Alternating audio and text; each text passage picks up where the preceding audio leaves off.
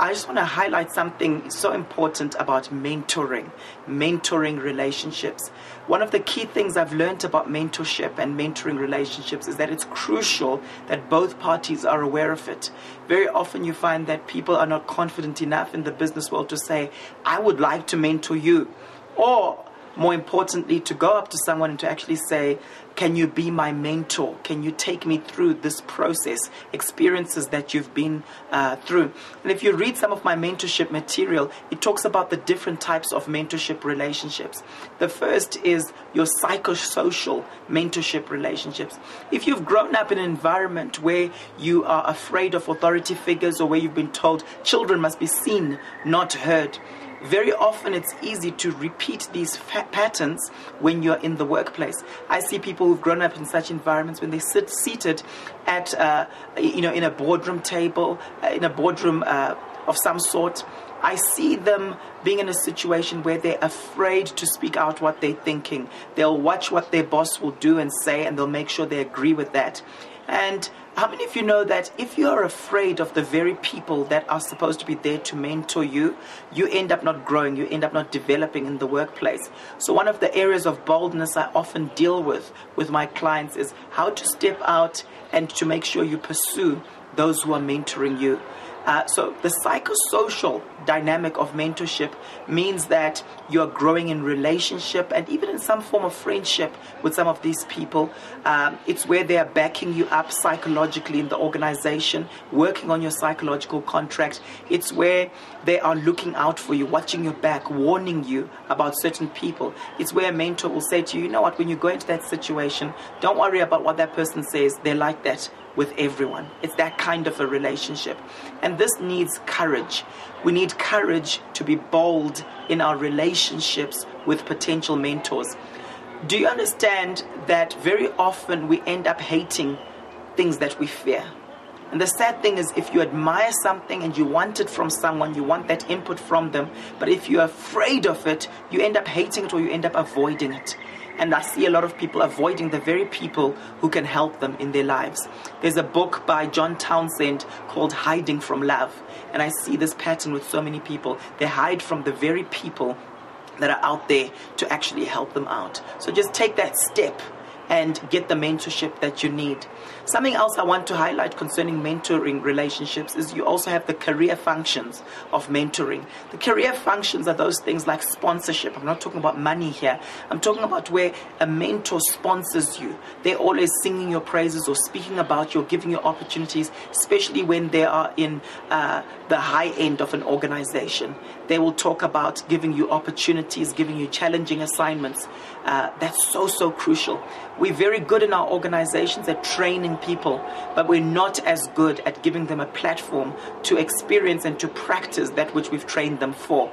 It's so important when you're developing leaders to not only focus on the training aspects, but to also focus on the platform for their development, creating that space. And that's one of the things great leaders do with the people that they're mentoring. It's important to be aware of who's mentoring you, and for them to be aware of who they are mentoring. It's also crucial when it comes to mentorship relationships to set allocated time for it and to see that as part of your work. I apologized to my administrator recently where I realized she was growing and she was developing and she was telling me all sorts of things that she was learning. And I just realized here I am coaching so many people out there, but I haven't actually formalized my coaching of her in terms of management coaching. I apologized and I said, you know what? I owe it to you. I need to give you a certain number of free coaching sessions so that you can grow and you can develop in what you're doing. It's part of my duty. And I want to encourage you there, especially the women. Women often struggle in putting their needs forward, especially in the workplace. That's what research has found. And recently I was speaking to a particular lady in leadership in one of the banks, and she said to me, you know, I haven't had one-on-ones in quite a while with my boss because he's very busy, so I understand. And I said, no, don't give him those excuses. You need to make it happen. You're important. You're worth it. You're worth having that particular meeting with them, and be pushy about it. And you see that sometimes the people who lead us in organizations also have their insecurities. They sometimes feel like, this person is so independent, I don't think they need my input. So they themselves have the insecurities where they underestimate how much you value them. I remember speaking to this lady, and I told her that your demeanor, your persona, what you put across to people is that you're self-sufficient, you can handle it, you can do it. And people are intimidated by that perhaps, or some people actually feel like, well, she doesn't need my help.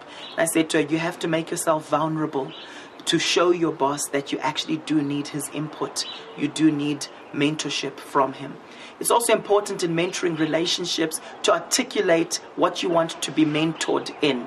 Sometimes you can be strong in a particular area, and your manager comes through and decides to mentor you in other areas that you don't think are actually relevant to where you're at. So it's important to contract around our mentorship relationships.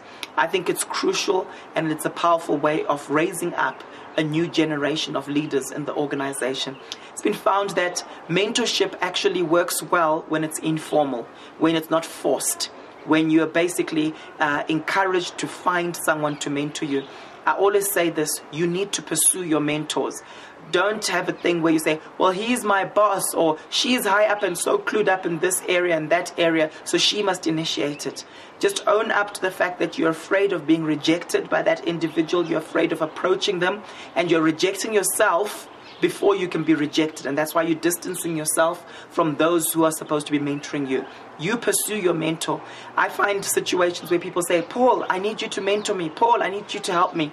And I say to myself, well, okay, get hold of me. Or I'll phone the person and say, oh, I'm doing this speaking engagement in such and such a place, or I'm traveling here, or I'm going there. Come with me. And I find that the individual doesn't come with me. And it's so important, those of you who are mentors out there, to focus on the people who value your knowledge, the people who actually value what's inside of you. Those are the people to build with. Don't waste time on people who don't value your time and who aren't willing to actually pursue you. So pursue your mentors. Remember, in career development, in your career, it's your responsibility to manage your career. It's not your bosses, it's not the organizations. You are responsible to manage your career. No one is going to do it for you. Thank you so much. Let's go and let's be mentored. Let's go and let's be great mentors. Thank you.